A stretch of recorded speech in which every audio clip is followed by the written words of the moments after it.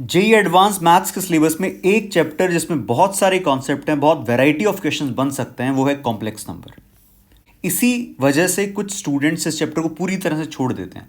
तो यहाँ पे इस वीडियो में मेरा पर्पस ये नहीं है कि मैं इसकी कॉम्प्लेक्सिटी तुम्हें दिखाऊं, बल्कि मैं ये डिस्कस करूंगा कि हर डिफिकल्ट चैप्टर से जेई एडवांस एक डिफिकल्ट क्वेश्चन पूछे, ऐसा जरूरी नहीं है। तो इसीलिए तुम्हें कॉम्प्लेक्स नंबर को छोड़ना नहीं है। तो सबसे पहले तो इस क्वेश्चन को अटेम्प्ट करके देखो, वीडियो पॉज कर लो और फिर इसका सोल्यूशन देखना। आसान क्वेश्चन है, कर सकते हो। तो यहां पे हमारे पास में z एक कॉम्प्लेक्स नंबर दे रखा है जो इस इक्वेशन को सेटिस्फाई कर रहा है, और z बार डिनोट कर रहा है कॉम्प्लेक्स कॉन्जुगेट को z के, और साथ में दे रखा है imaginary part of z is non zero. तो इस तरह की इक्वेशन सॉल्व करने के लिए एक बहुत बेसिक से अप्रोच ये है कि हम z को क्या रख देते हैं, x प्लस आयोटा y। तो यहां पे x z का रियल पार्ट है, y z का इमेजिनरी पार्ट है। और एक बहुत छोटी सी इंपॉर्टेंट बात है कि x और y दोनों रियल ही होते हैं। रियल पार्ट और इमेजिनरी पार्ट ऑफ z दोनों रियल नंबर है। अब ये चीज़ इसमें रख देता हूं, तो हमारे पास में मॉड z कितना आएगा, x square plus y square का अंडर रूट, पावर 3 है तो मैंने इसको लिख दिया 3/2, प्लस 2z² बनेगा twice of x square minus y square plus 2xy iota plus 4z बार मतलब 4x माइनस आयोटा y और -8 इज इक्वल टू 0। ये हमारे पास में equation in terms of x and y आ गई है। अच्छा, इस इक्वेशन में आयोटा इंक्लूडेड है, और आयोटा के अलावा जो कुछ भी दिख रहा है सब कुछ रियल है। x y ये सब क्या है, रियल है। तो अगर मैं इस इक्वेशन को सेटिस्फाई कराने वाले x y की बात कर रहा हूं, तो इसका कोफिशिएंट ऑफ आयोटा भी जीरो होना चाहिए, और बाकी सब जो रियल है वो भी, उसका सम भी क्या होना चाहिए, जीरो होना चाहिए। तो यहां पे मैं अलग अलग कर लेता हूं दोनों को। तो सबसे पहले तो मेरे पास में आ रहा है x square plus y square whole power 3/2, मतलब मैं रियल को अलग कर रहा हूं, plus twice of x square minus y square plus 4x minus 8 should be 0। तो एक तो हमारे पास में एक कंडीशन आ गई, ठीक है। दूसरा, इसका जो कोफिशिएंट ऑफ आयोटा है तो वो कितना आ रहा है, यहां से अगर हम देखें तो ये बन रहा है 4xy, और इधर से कितना आ रहा है -4y। ये भी क्या होना चाहिए, 0 होना चाहिए। तो ये दो कंडीशन हमारे पास में आ गई है। ये कंडीशन किससे आई है, इस एक्सप्रेशन में हमने रियल पार्ट को किससे इक्वेट कर दिया, 0 से, और ये कहां से आई है, इसी इक्वेशन में इसका इमेजिनरी पार्ट किससे इक्वेट कर दिया, 0 से।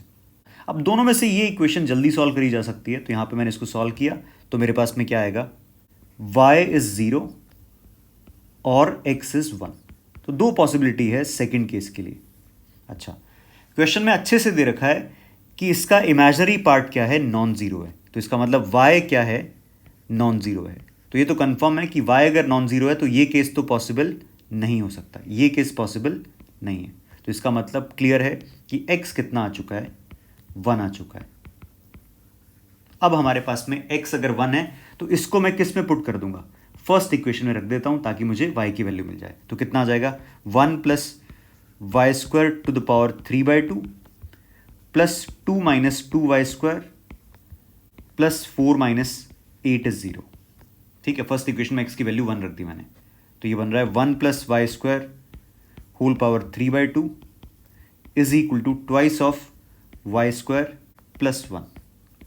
और वाई स्क्वायर प्लस 1 अगर मैं कैंसिल आउट करता हूं तो एक तो बनेगा वाई स्क्वायर प्लस 1 इज 0, या फिर क्या बन रहा है, y square plus 1 under root is equal to 2।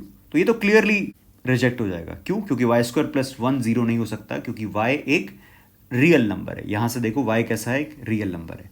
अच्छा, एक छोटा सा डाउट जो कई बार स्टूडेंट्स के मन में आ जाता है कि y तो इमेजिनरी पार्ट है ना, तो y अगर इमेजिनरी पार्ट है इसका मतलब ये नहीं है कि y इमेजिनरी नंबर है। इमेजिनरी पार्ट एक रियल नंबर ही होता है, ठीक है। तो उसमें जो आयोटा का कोफिशिएंट होता है, जो रियल होता है, उसको इमेजिनरी पार्ट बोला जाता है, ठीक है।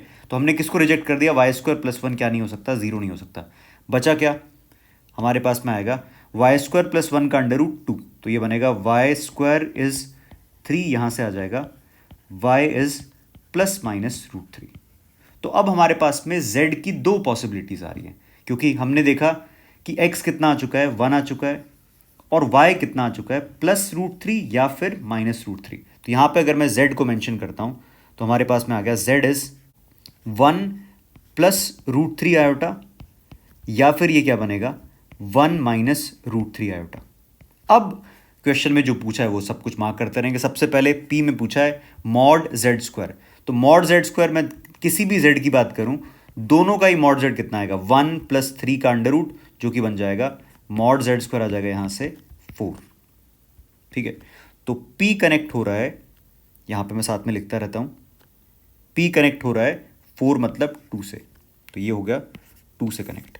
आगे बढ़ते हैं, z माइनस जेड बार, z माइनस जेड बार बनेगा 2y आयोटा का मॉड का स्क्वायर, और y हमारे पास में कितना है +√3 या -√3, तो अगर मैं 2√3 आयोटा का स्क्वायर करूंगा मॉड लेने के बाद में तो ये बनेगा 12। तो इसका मतलब q किससे कनेक्ट होगा 12 से, मतलब q कनेक्ट हो गया 1 से। ठीक है, 1 समझ में आ रहा है ना, लिस्ट 2 का जो नंबर है वो 1 है और वैल्यू उसकी 12 लिखी हुई है। ठीक है, आर में हमारे पास में है mod Z square, mod Z square हम ऑलरेडी देख चुके कितना है 4, प्लस जेड बार, तो जेड प्लस जेड बार बनता है twice of real part of Z, जो कि कितना है x, तो ये बनेगा 2x का स्क्वायर, 2x का स्क्वायर मतलब 4x स्क्वायर, ये बनेगा 4, कितना आ गया ये 8, तो r का आंसर रहेगा 8 मतलब 3।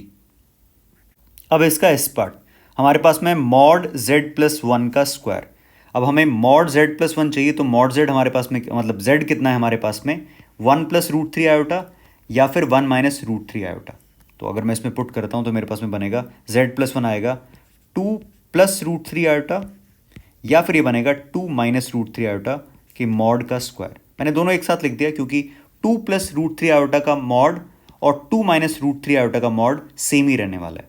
तो ये कितना आ जाएगा, मॉड आ जाएगा इसका 4 + 3 7, √7 का स्क्वायर मतलब 7, तो s का आंसर हो जाएगा 7, मतलब कौन से नंबर का आंसर है 5। तो हमने पता कर लिया p कनेक्ट हो रहा है 2 से, q 1 से, r 3 से, s 5 से, तो a b c d में से कौन सा ऑप्शन करेक्ट है 2, फिर 1, फिर 3, फिर 5, तो b ऑप्शन करेक्ट है। तो ये जे एडवांस 2023 का क्वेश्चन कॉम्प्लेक्स नंबर से है और बहुत एकदम स्ट्रेट फॉरवर्ड क्वेश्चन है। अगर तुम कॉम्प्लेक्स को बहुत बेसिक लेवल पर भी पढ़ते हो तब भी ये क्वेश्चन तुम सॉल्व कर सकते हो। बस हाँ, ऐसा नहीं रखना मन में कि कॉम्प्लेक्स नंबर का क्वेश्चन देखते ही छोड़ देना है पेपर में आए तो अगर मान लो तुम्हारी कॉम्प्लेक्स नंबर की तैयारी उतनी अच्छी नहीं भी है तब भी तुम्हें कॉम्प्लेक्स नंबर एक बेसिक लेवल तक पढ़ के जाना ही चाहिए, क्योंकि बहुत ईजी क्वेश्चन भी कॉम्प्लेक्स नंबर से पूछे जा सकते हैं। तो अगर तुमसे ये क्वेश्चन सॉल्व हुआ तो मुझे कमेंट सेक्शन में बताना जरूर।